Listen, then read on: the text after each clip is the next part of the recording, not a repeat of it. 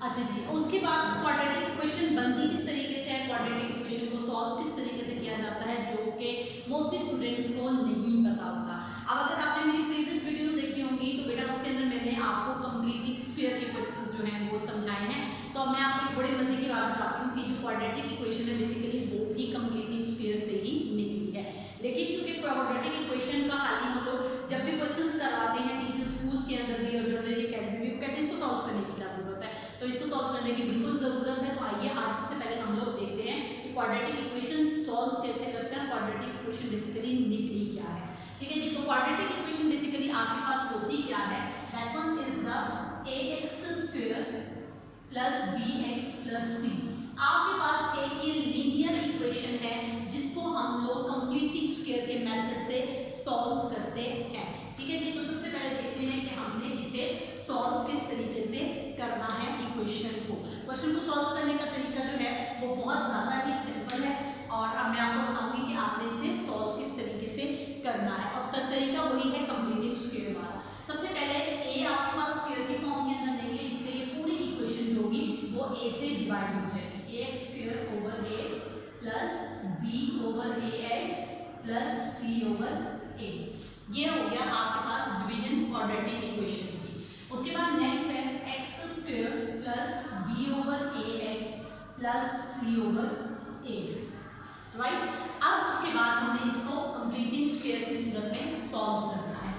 तो x square plus 2 into x. अब यहाँ पर क्वेश्चन ये बनता है कि ये जो 2 इंटू एक्स है, लेकिन हमारे पास तो यहाँ पर b ओवर ए एक्स है और हमारे पास यहाँ फॉर्मूले में 2 आ रहा है, तो फिर इस कंफ्यूजन को किस तरीके से सॉल्व आउट करना है, तो इसको सॉल्व करना भी बहुत ज़्यादा आसान है। इसके अंदर आपने करना ये है, यहाँ पर आएगा b ओवर 2a प्लस, अब ये 2 इससे कैंसिल हो जाएगा, bx ओवर a आपके पास आंसर आ जाएगा, प्लस b ओवर 2a का whole square minus b over 2a का whole square plus c over a। ये आपके पास इक्वेशन आ गई है। अब उसके बाद ये जो आपके फर्स्ट 3 वैल्यूज हैं ये बन गई x plus b over 2a का होल स्क्वायर, राइट। अब उसके बाद next minus b square over 4a square plus c over a, ये आपके पास इसकी सेकेंड इक्वेशन बन गई, मतलब इसका सेकेंड पार्ट सॉल्व हो गया।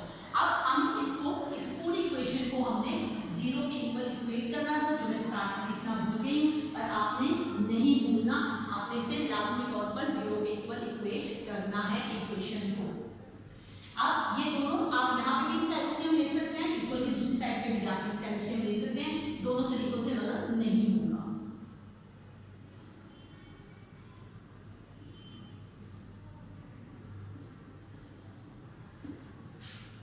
x plus b over 2a का square is equals to 4a square b square minus, अब यहाँ 4 मौजूद है पर यहाँ नहीं है तो 4c। अब यहाँ a स्क्वायर मौजूद है और यहाँ a मौजूद है, तो हमारे पास जो रिमेनिंग बचता है उसे हम इसे मल्टीप्लाई करते हैं, यहाँ पर आ जाएगा a। अब आपको देखकर लग रहा होगा ये कुछ क्वाड्रेटिक इक्वेशन जैसी बन गई है, तो ये कुछ नहीं बनेगी, बल्कि ये कंप्लीटिंग जो है वो क्वाड्रेटिक इक्वेशन ही बनेगी। अब दोनों साइड पे हम इसका स्क्वायर रूट ले लेते हैं, x plus b over 2a is equals two plus minus, अब क्योंकि यहाँ एक ऑपरेशन अप्लाई हो रहा है बीच में, मैं हाईलाइट कर देती हूँ ये वाला, जिसकी वजह से इसका स्क्वायर रूट नहीं बनता है, तो ये ऐसे आ जाएगा b स्क्वायर माइनस 4ac।